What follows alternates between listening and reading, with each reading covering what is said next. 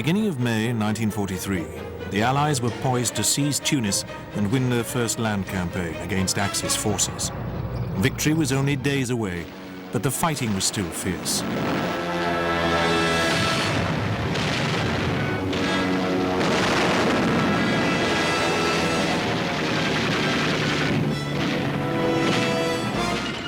When the campaign ended, 275,000 German and Italian soldiers were taken prisoner.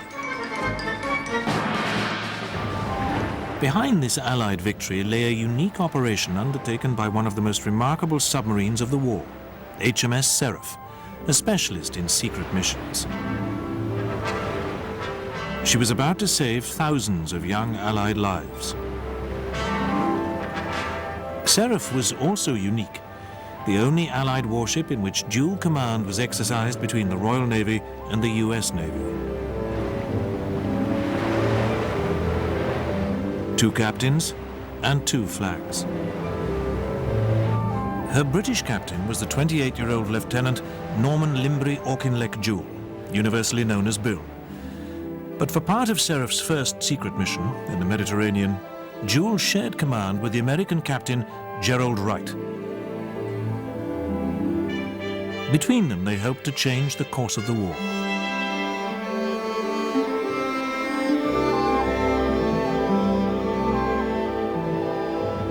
Seraph was to survive the war to become the oldest serving submarine in the Royal Navy. But her first secret mission came only a few months after the completion of her sea trials in May 1942. Launched in November 1941, Seraph was an S-class submarine armed with 6 21-inch torpedo tubes in her bow and mounting a 3-inch gun on her foredeck. She carried 12 torpedoes, and her crew of 44 officers and ratings were housed in extremely cramped quarters, the traditional lot of the submariner. Seraph's disarmingly modest commander was over 6 feet in height, and like many fighter pilots and submariners, almost incongruously tall for the confined space of his command.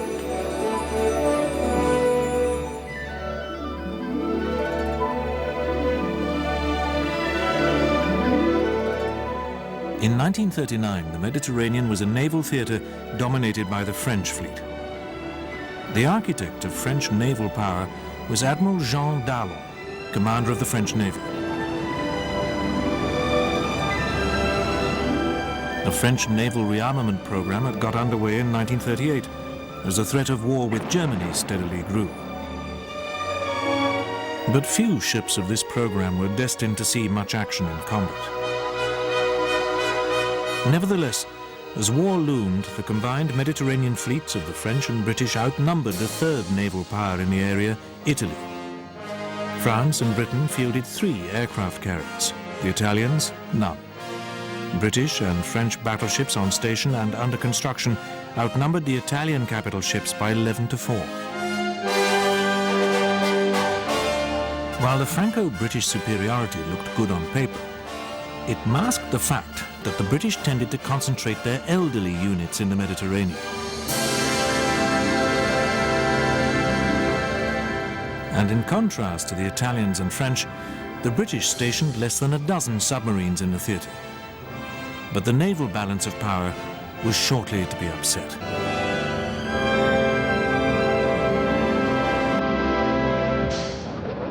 On the 10th of May 1940, Germany invaded France. German armor and air power proved too much for the French army and their British allies.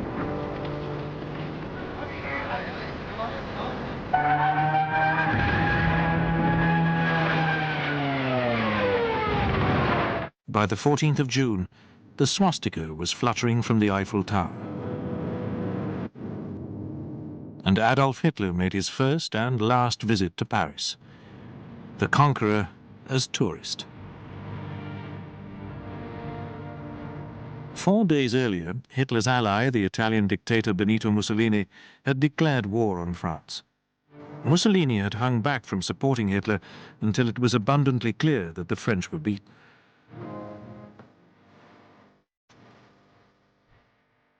He now launched 2 armies across the Alpes-Maritimes to seize the juicy titbit of the French Riviera.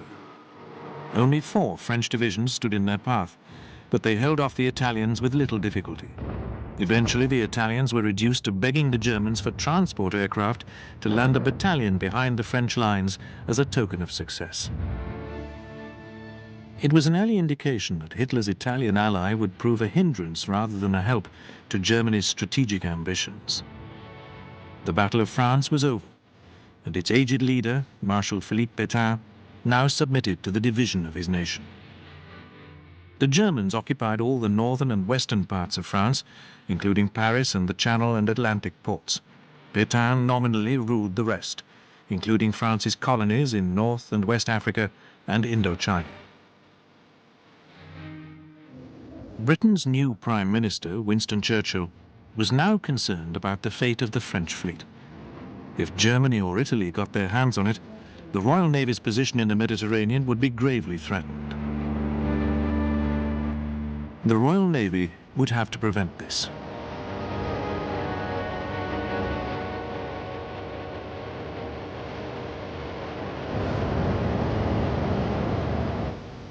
The major units of the French battle fleet were anchored in the harbour at Mers el-Kabir in Algeria.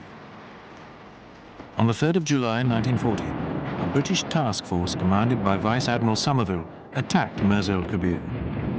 It sank the battleship Bretagne and seriously damaged 2 others, Dunkerque and Provence, as well as the destroyer Mogador. 1 battleship and several destroyers escaped to Toulon. In the action, the French sustained over 1,000 casualties.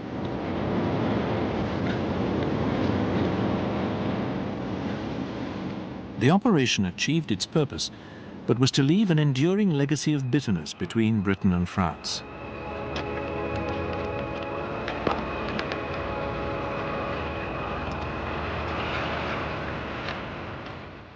With France out of the war, mainland Italy and her colony in Libya straddled the Mediterranean.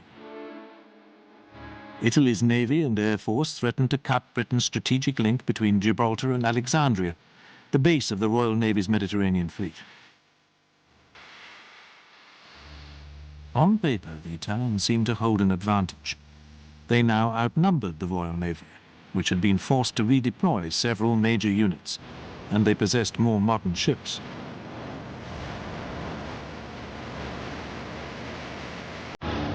But for all its dash, the Italian Navy was not an asset its high command was prepared to risk in a fleet encounter with the British.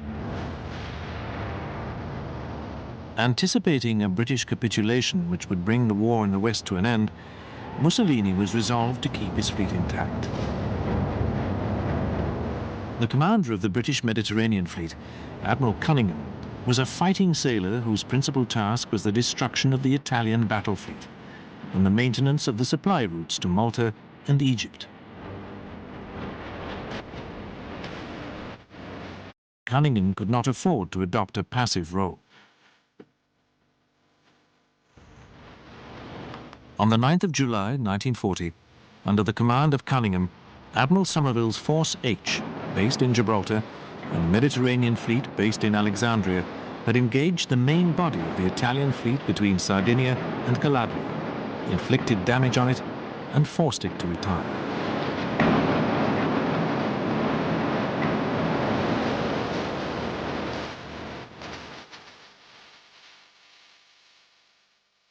Cunningham was aware that control of the central Mediterranean and the battlefield of North Africa was crucially dependent on the retention of Malta, the island 50 miles south of Sicily.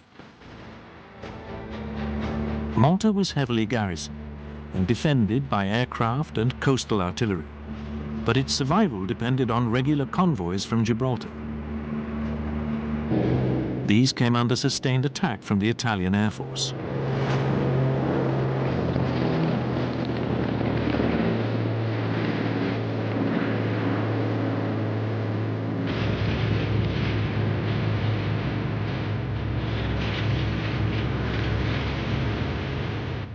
Both sides took heavy casualties.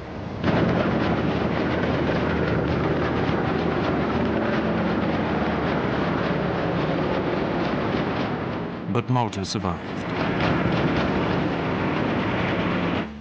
In November, Cunningham decided to use his carrier-borne aircraft to launch a daring strike against the Italian naval base at Taranto, on the heel of Italy.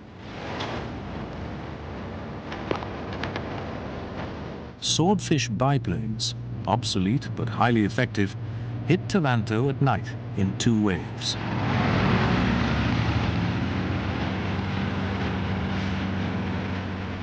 The results were spectacular. 3 battleships were badly hit. 2 remained under repair for several months, and the 3rd never came back into service. The Italian battle fleet withdrew from Taranto. The Italians were faring no better in North Africa. In December 1940, the British Western Force, commanded by Field Marshal Wavell, defeated a much larger Italian army which had crossed into Egypt from Libya. The British drove the Italians back 500 miles.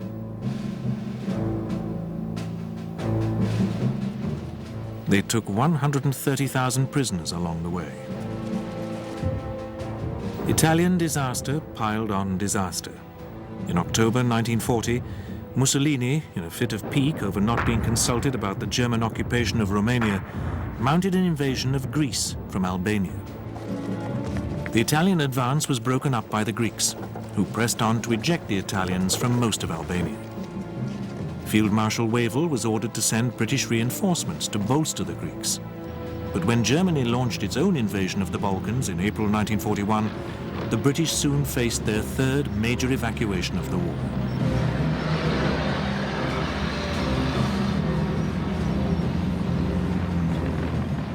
The German transports, which flew over the Parthenon in Athens, were next employed in an airborne invasion of the island of Crete, held by 10,000 Greek troops and 32,000 British soldiers evacuated from mainland Greece.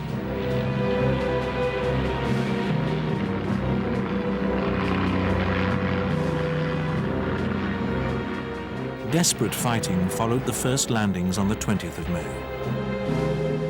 But the German capture of the vital airfield at Malemi secured victory. Crete was abandoned to the Axis.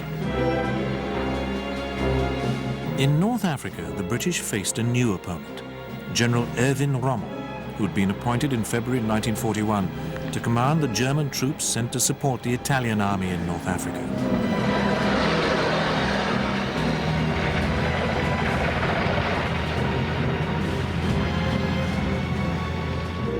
However, Rommel had no intention of playing a secondary role in the Western Desert. His Africa Corps was quickly on the move.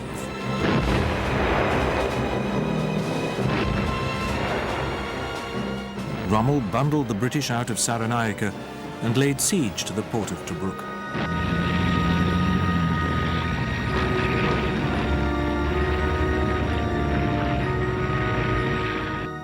His first offensive opened a seesaw campaign in which Rommel constantly threatened to break the British hold on Egypt. Meanwhile, in August 1941, Winston Churchill met President Roosevelt at Placentia Bay in Newfoundland. The 2 men discussed war aims against Germany, but their implementation could only follow the United States' entry into the war. For Churchill, this could not come too soon.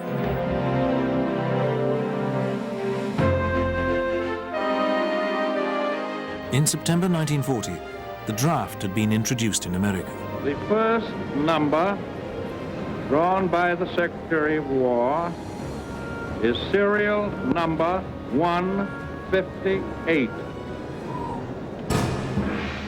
The waiting ended on the 7th of December 1941, when, without warning, the Japanese attacked a great American naval base at Pearl Harbor in Hawaii. It was an operation inspired by the British success at Taranto.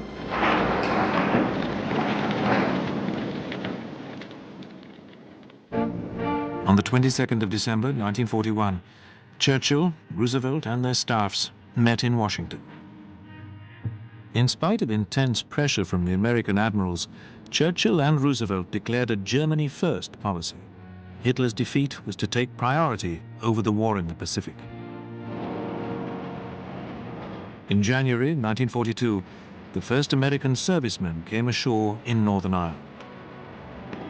They were the vanguard of the mighty army which was to liberate Western Europe. But for the moment, there was some sightseeing to do.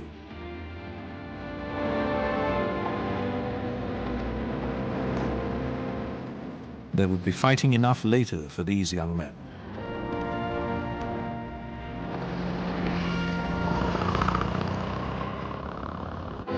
In the summer of 1942, Rommel inflicted a major defeat on the British 8th Army, captured Tobruk, and pursued the British into Egypt.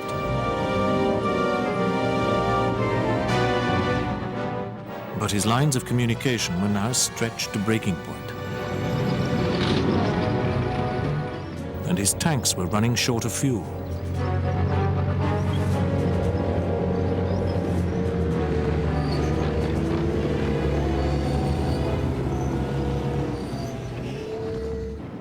It was at this crucial moment, as the battle in the Western Desert moved towards its climax, that HMS Seraph arrived in the Mediterranean to join the Royal Navy's 8th Submarine Flotilla. The submarine war was always hazardous, and conditions in the Mediterranean made it doubly so. The sea's clear blue waters made it relatively easy for patrolling aircraft to spot submarines under the surface. And the Italian Navy's habit of hugging the coastline, where the waters are shallow, denied British submarines the safety of depth. On patrol, the submarine's routine turned day into night. When the sun was up, the ship stayed submerged. Breakfast was served when darkness fell, and then the day's work began.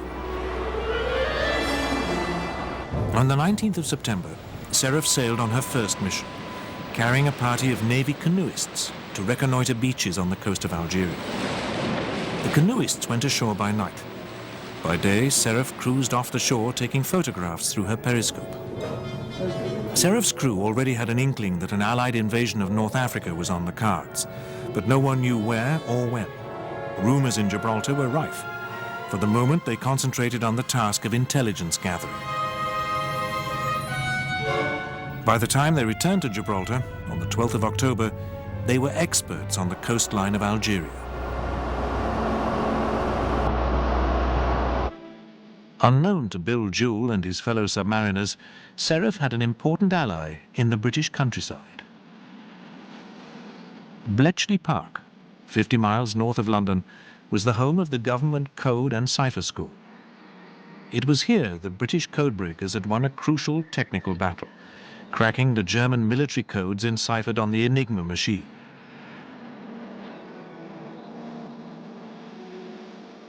Enigma signals were encoded on a machine resembling a bulky typewriter, and then sent by Morse signal to be unscrambled at the other end by a second Enigma machine.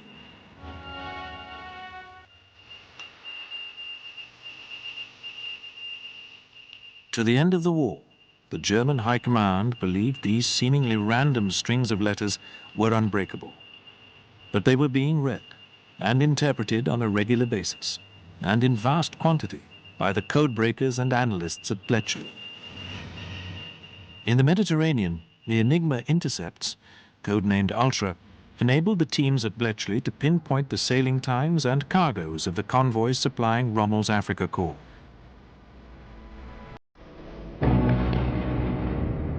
Then the job was turned over to the Desert Air Force.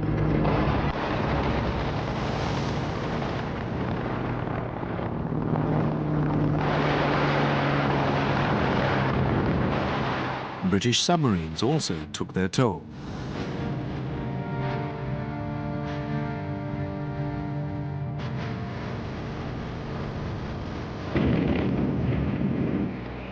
While Rommel struggled with a shortage of supplies, British 8th Army was undergoing a massive build-up.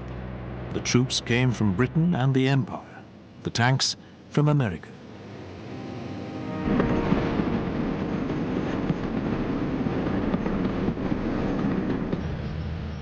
The 8th Army's new commander, General Montgomery, was confident that he could break Rommel in a battle of attrition.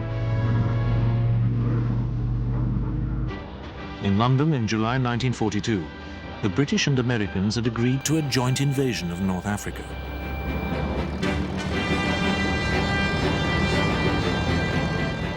This was considered as a second-best option to a cross-channel invasion, which could not be risked as early as 1942. Torch, as the North African invasion was codenamed, would provide employment for an American army gathering in England and training hard at home.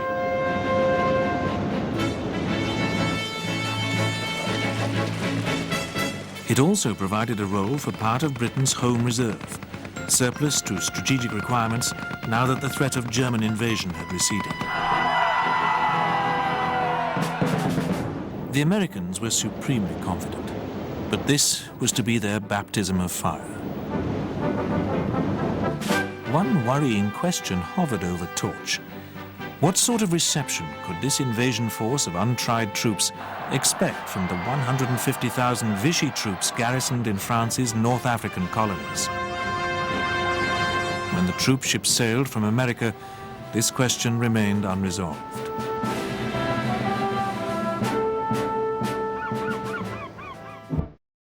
In command of Torch was the American General Dwight D. Eisenhower.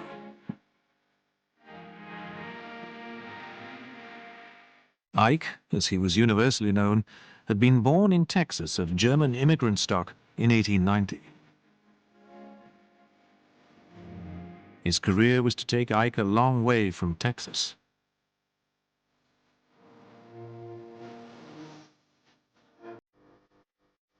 He had trained at West Point Military Academy and by 1920 had reached the rank of major.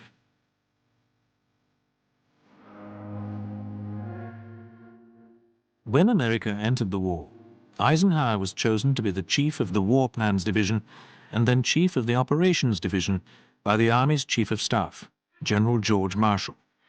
In the same year, Eisenhower was appointed commander of U.S. troops in Europe.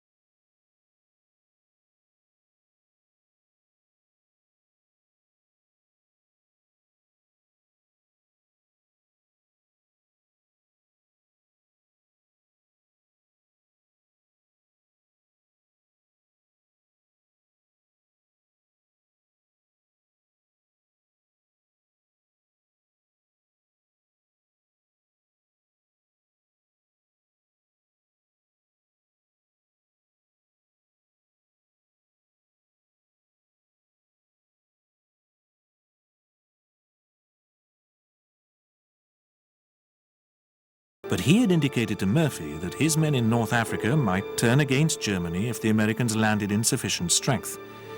It's not surprising, perhaps, that in this maze of maneuvers, Robert Murphy was beginning to lose his way. Would the torch invasion force be greeted by flowers or bullets when it landed in North Africa? With the invasion now less than 3 weeks away, it was vital for the Allied High Command to know.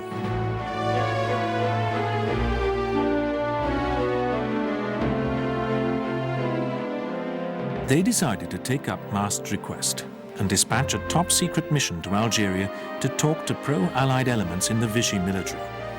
Mast was given the code name Flagpole. He would be the first port of call. Eisenhower wanted to go himself, but the man chosen to head the mission was his deputy for Torch, General Mark Clark.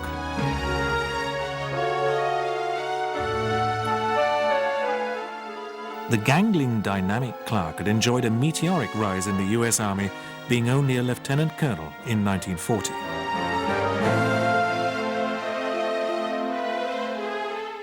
Clark had been born into an army family in 1896.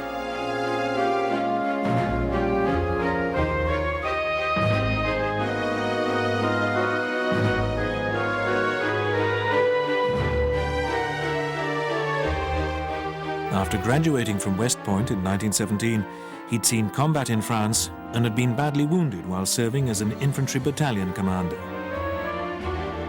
Clark was not the obvious choice. He did not speak French and naively believed that the French in North Africa would either welcome the Stars and Stripes or be forced to salute it.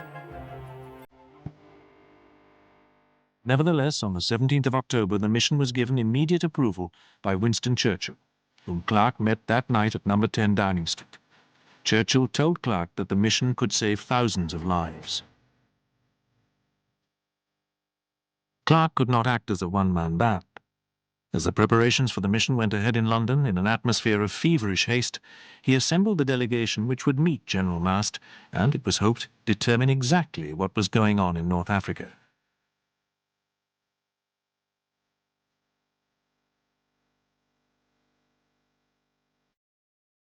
Its members included Brigadier General L.L. Lemnitzer, head of the Allied Forces Plan Section, whose task was to gain information about Vichy French military deployments.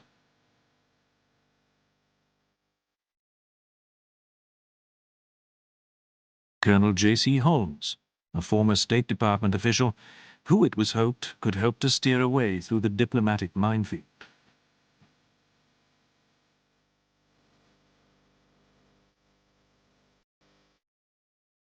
Colonel Arch Hamblin, one of Torch's shipping and supply specialists, who would try to glean information about harbor capacities.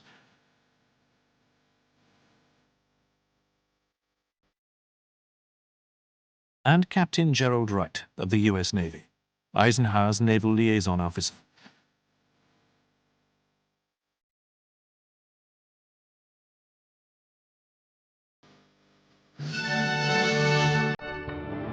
At dawn on the 19th of October, Clark and his delegation took off for Gibraltar in 2 B-17s, one of which was piloted by Major Paul Tibbets, the man who on the 6th of August 1945 dropped the atomic bomb on the Japanese city of Hiroshima.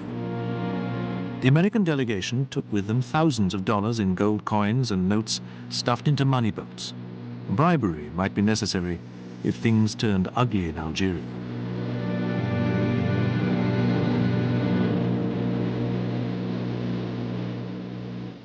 On their arrival in Gibraltar, Clark and his colleagues were whisked off to Government House, the residence of the Governor-General, General Sir Frank Mason Macfarlane.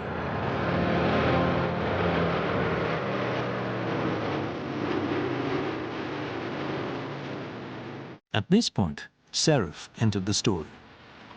Bill Jewell was now informed that his submarine had been allocated to special political operations. The signal from the Admiralty continued, "Utmost discretion in briefing of officers is necessary, and all further orders are to be destroyed after committal to memory."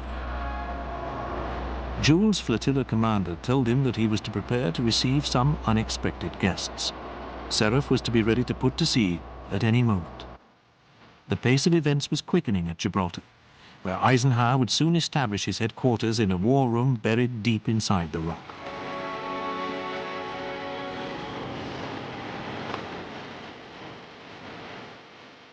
At Government House, Jewel discovered just how special were the guests he would be carrying and the nature of the political operations to which Seraph had been assigned. For not only would Seraph be carrying Clark and his delegation to North Africa, but she would also be playing host to their minders. 3 British commandos were to accompany the Americans under the leadership of Captain Godfrey B. Jumbo Courtney. Courtney and his companions, Captain Livingstone and Lieutenant Foote, were well known to Jewel from training exercises at Scotland's Holy Loch. They were armed to the teeth and ready for anything, but ignorant of exactly what lay ahead.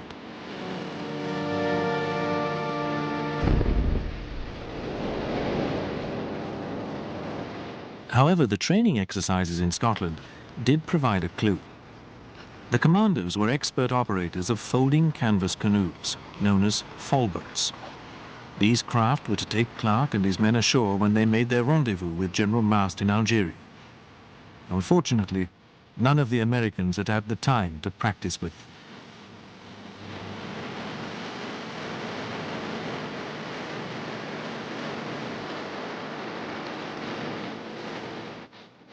Meanwhile, in Algeria, Murphy continued to play an intelligence game which was largely of his own imagining.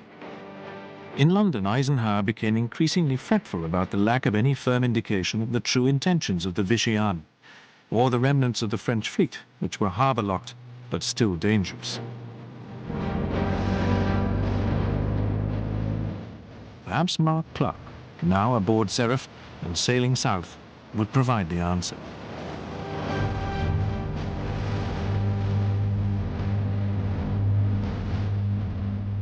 At 4 a.m. on the morning of the 21st of October, Seraph arrived off her target beach at Cherchell, 50 miles west of Algiers. Jewel identified the red-tiled building, an empty farmhouse set back from the beach, where Clark was to meet General Mast. Then, as it grew light, Seraph sailed into deeper water and submerged. She was to return when darkness fell, and at 11 p.m., after an agonizing wait, a prearranged signal light was flashed from the house.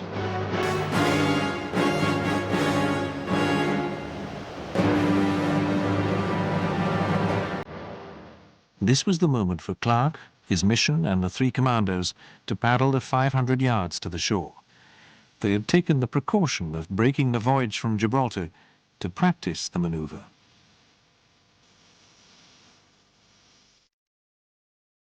Now it was for real.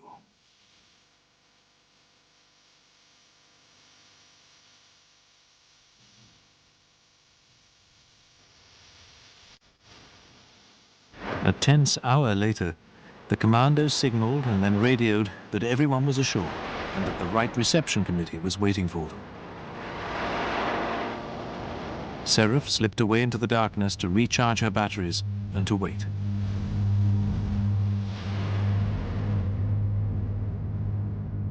General Mast was waiting in the farmhouse, accompanied by the ubiquitous Robert Murphy and a gaggle of staff officers.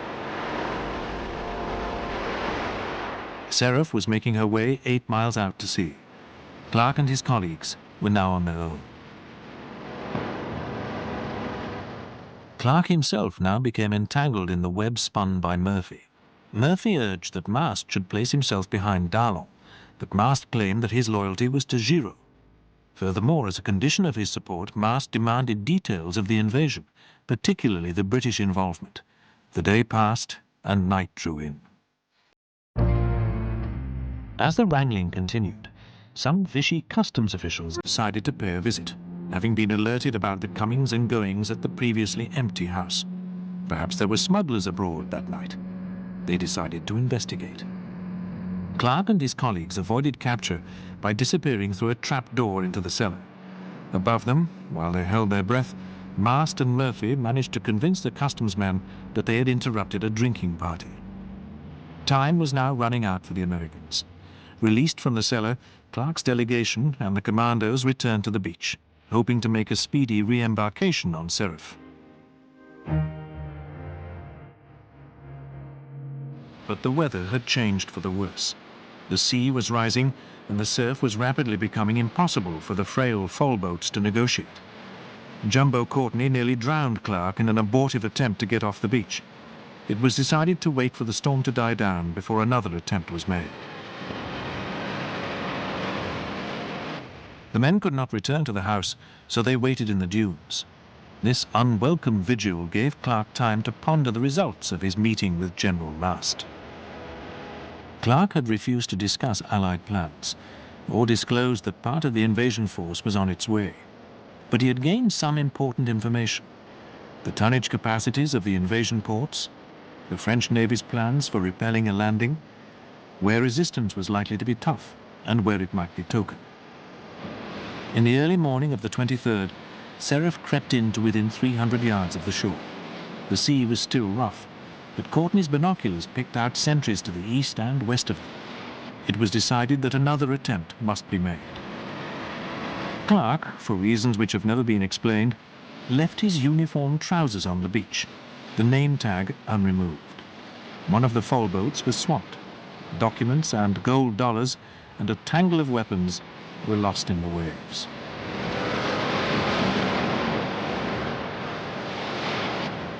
Nevertheless, everyone managed to reach the submarine safely.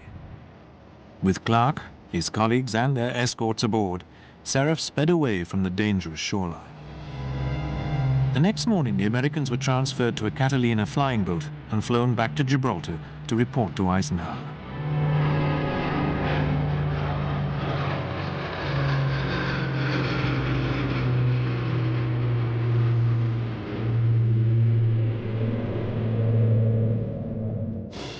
They were later to be decorated for their mission and form the exclusive North African Canoeists Club. By the time Clark had returned to Gibraltar, General Montgomery had launched the offensive against the Africa Corps at El Alamein.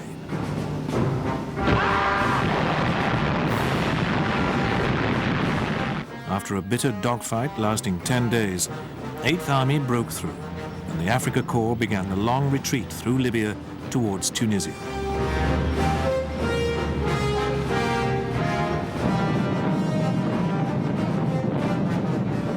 As the fighting raged at El Alamein, the Torch invasion force was moving ever nearer to the North African coast.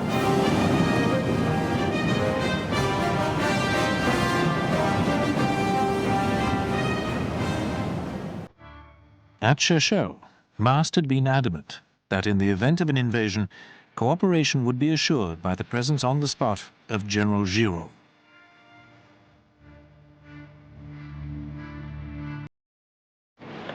With time running out for the invasion, planned for the 8th of November, it was decided that Giraud must be brought back from the south of France. Seraph was again selected for a secret mission.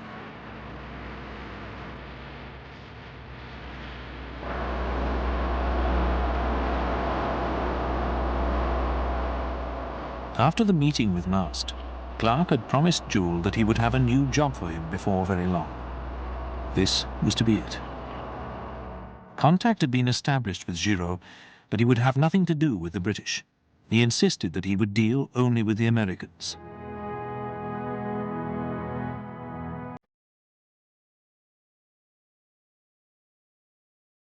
So for her second secret mission, HMS Seraph was to become the USS Seraph, under the nominal command of Captain Gerald Wright.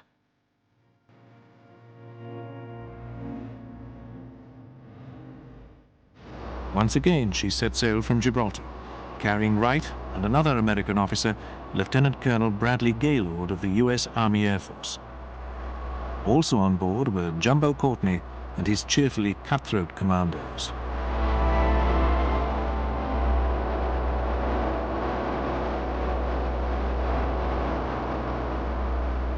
But now the white ensign had to be hauled down in favor of the Stars and Stripes, while the commandos struggled gamely to develop American accents. The man they were to snatch from Vichy, France, was no ordinary commander. He was a patriot, but one whom the Allies knew they had to handle with kid gloves. Giraud was given the codename Kingpin.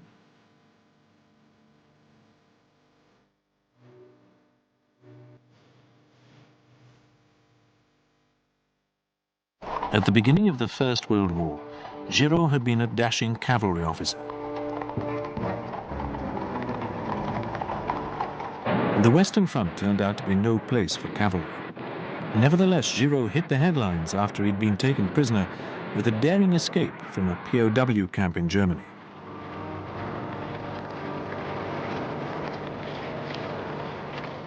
In the interwar years, Giraud came to prominence as an instructor at the École de Guerre, and later as the governor of the fortress at Metz. In May 1940, with the Battle of France already lost, Giraud had taken command of the 9th Army.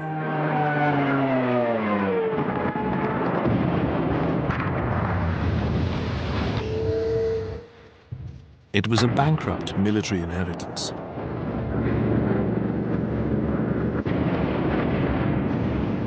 The French front had collapsed. Once again, Giraud was captured and imprisoned in Germany. After 2 years of planning, he escaped. Back in Vichy, France, Giraud resisted all efforts to return him to Germany in exchange for French POWs.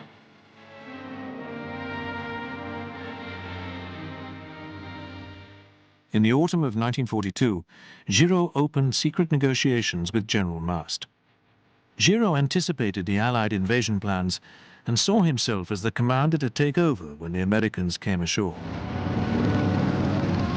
Absent from these maneuverings was General Charles de Gaulle, the leader of the Free French in London. The Americans so distrusted de Gaulle that they preferred to deal with an adventurer like Giraud or the Vichyite Dallon. Liaising with London, the French resistance had arranged for Giraud to be picked up by submarine and taken to Gibraltar.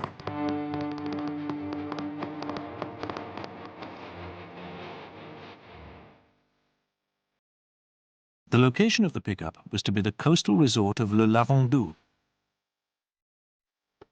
Another British submarine, HMS Sibyl, would also rendezvous with a second French party.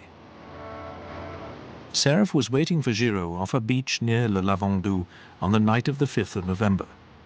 There were numerous delays, and finally the general had to be rowed out by a local fisherman.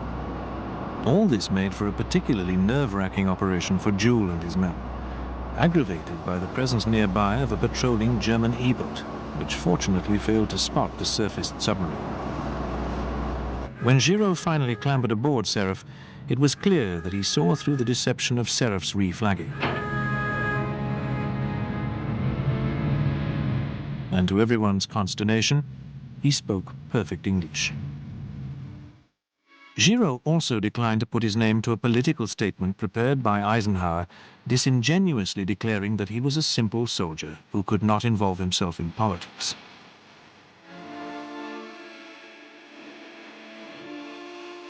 At this point, Seraph's radio transmitter broke down.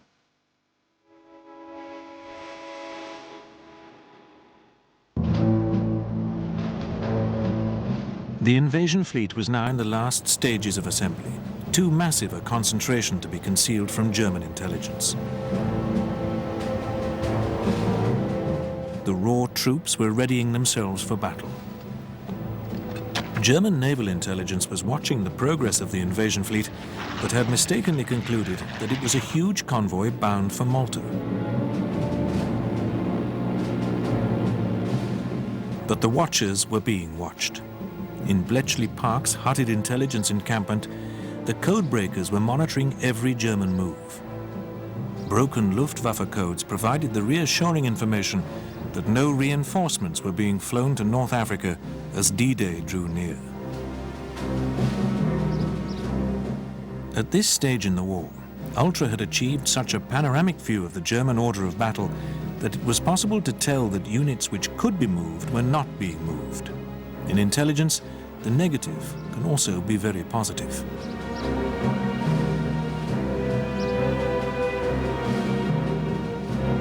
Hitler and his high command could only ponder where the Allies might strike next. Meanwhile, with his radio out of action, Jules decided to break the rules by surfacing in daylight. This was immensely risky, as all Allied aircraft were now under orders to attack submarines on sight. Miraculously, the first plane they saw was the Catalinas sent to search for Seraph, which was now long overdue back at Gibraltar. With some difficulty, Giraud was transferred to the Catalina and flown back to Gibraltar, and the councils of war being held on the rock by Generals Eisenhower and Clark.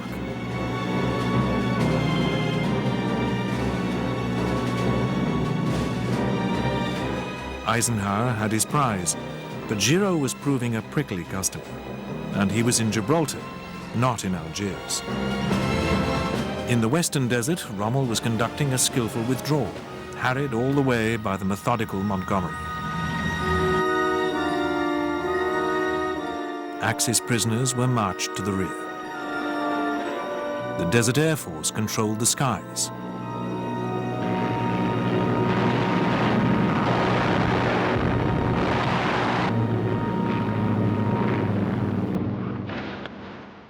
It was now 1 minute to midnight in the Vichy colonies in North Africa. Decision time for the Vichy French forces there and their commanders.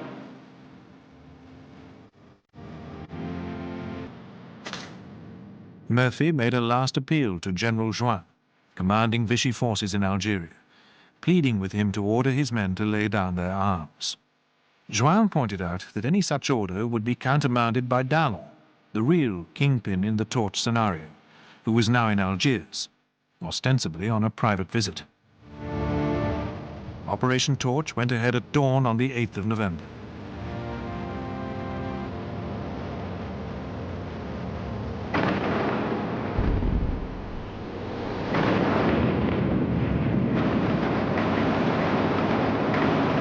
Central and Western task forces received a hot reception from French naval units. The landings went in amid considerable confusion.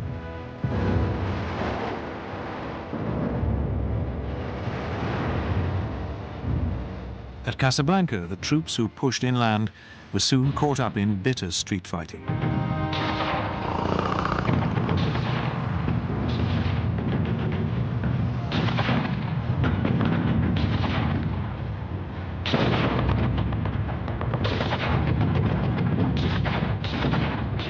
But the foxy Dallon, who had already ordered the surrender of Algiers, could see which way the wind was blowing.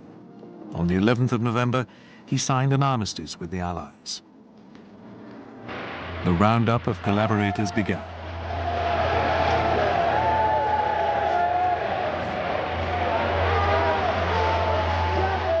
Dallon, the man the Americans had always wanted, was now in the Allied camp. Giraud and de Gaulle had been frozen out.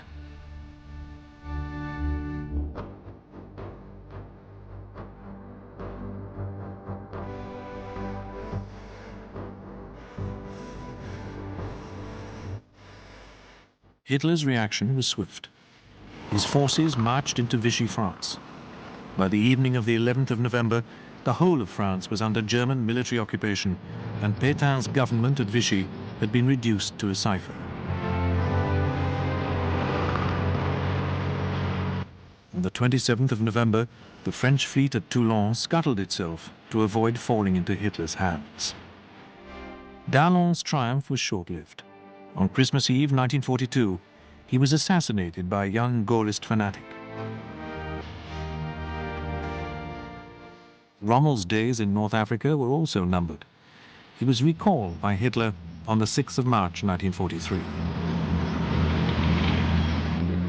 The campaign in Tunisia gave the Americans a healthy respect for their new enemy.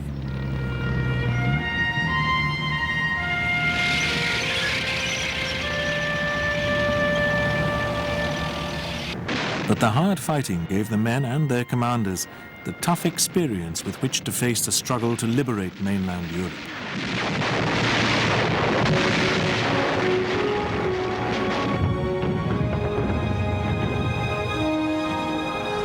Seraph's 2 secret missions were vivid highlights in a distinguished career which lasted well beyond 1945.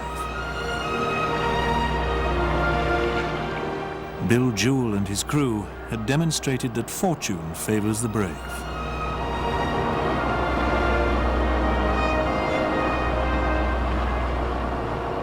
Eisenhower had no doubts about the value of Seraph's contribution to Torch. On his recommendation, Bill Jewell was awarded the Legion of Merit, the highest decoration permitted by the US Congress to be given to a foreigner.